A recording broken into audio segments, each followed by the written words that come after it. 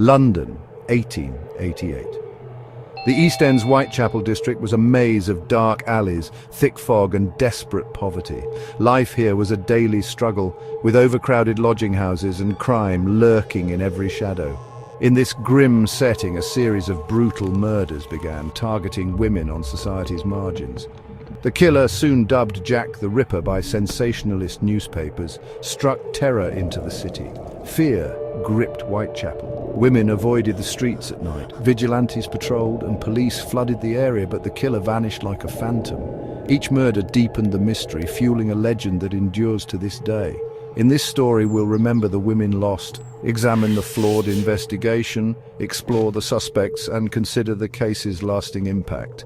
Above all, we'll keep the victims at the heart of this tragic tale. The canonical five, Mary Ann Nichols, Annie Chapman, Elizabeth Stride, Catherine Eddowes and Mary Jane Kelly, were more than just victims. Polly Nichols, a mother of five, was killed while seeking shelter for the night. Annie Chapman, separated from her family, tried to survive by selling flowers and crochet work. Elizabeth Stride, a Swedish immigrant, was known for her resilience despite hardship. Catherine Eddowes, spirited and resourceful, spent her last day with her partner before her life was cut short. Mary Jane Kelly, the youngest, dreamed of a better life but met a horrific end in her own room. The murders, escalating in brutality, terrified the community and abruptly stopped after Kelly's death. These women's lives were complex and full of struggle, not just footnotes in a mystery. Their stories remind us that behind every headline is a real person. The Ripper's identity remains unknown, but the women he killed must not be forgotten. The police investigation was massive but hampered by the era's limitations. Detectives like Inspector Aberline worked tirelessly but lacked forensic science. No DNA, no fingerprints, no profiling. Whitechapel's chaotic streets and transient population made witnesses hard to find and crime scenes impossible to secure.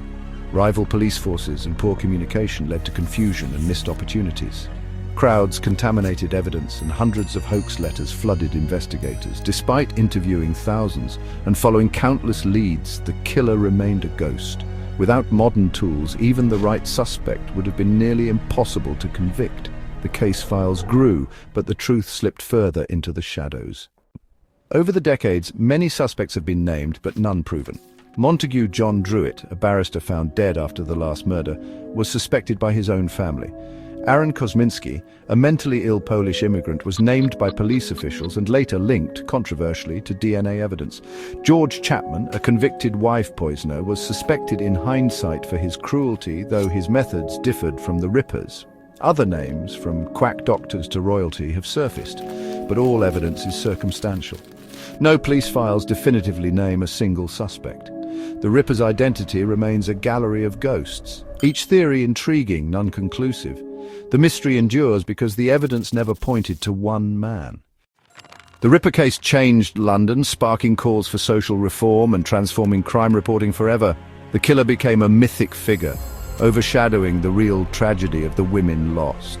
The lack of forensic science, chaotic crime scenes, and social issues all contributed to the enduring mystery. Today, the case is a global phenomenon, but fascination with the killer often eclipses the victim's humanity. Polly, Annie, Elizabeth, Catherine, and Mary Jane were mothers, daughters, and dreamers. Their lives mattered, and they deserve to be remembered with dignity.